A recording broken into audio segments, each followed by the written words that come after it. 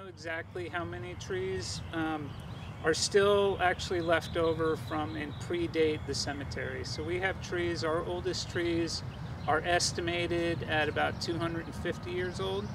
And I say estimated because obviously it's hard to tell how old the tree is without, you know, drilling into it, or when it falls, when they fall over, we like to cut and count the rings, and then we can compare, oh, this tree was like that tree a couple of years ago, so it's probably about that old.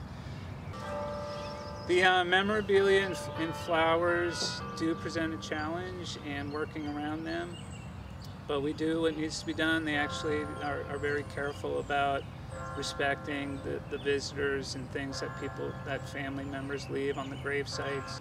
I think it's just kind of developed that the employees and the contract employees and our own employees are just respectful of when there's a family at a grave site. We plant about 250 trees every year, and those are mostly for just replacing trees that either die because of disease or insect pest or fall over in a storm. So we usually are just planting the same tree back into the same location, especially when they're planted in close proximity to the headstones, that maybe to use a smaller type tree that isn't going to grow that big.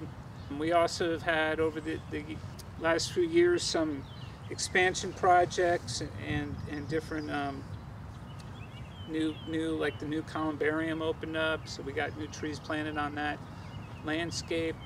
Every fall we plant the bulbs, tulips and daffodils and other types of bulbs.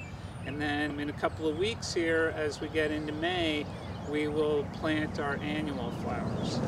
So we have 2 state champion trees, and so we have special labels for those 2 trees. So it's just very simply so that as people are walking through the cemetery, they can know, hey, that's a pin oak or that's a dogwood or whatever as they walk through. It's a big honor, and it's also a big responsibility.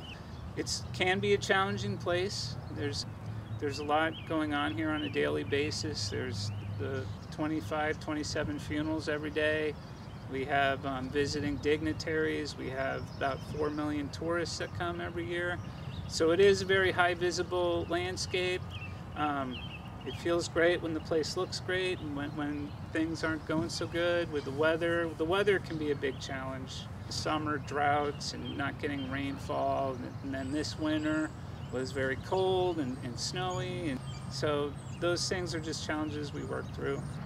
It is historic, and it's also a beautiful place. So I mean, for me, I'm an arborist and forester, horticulturist. I mean, we have great plants, great trees to care for, and it is a privilege. I feel honored.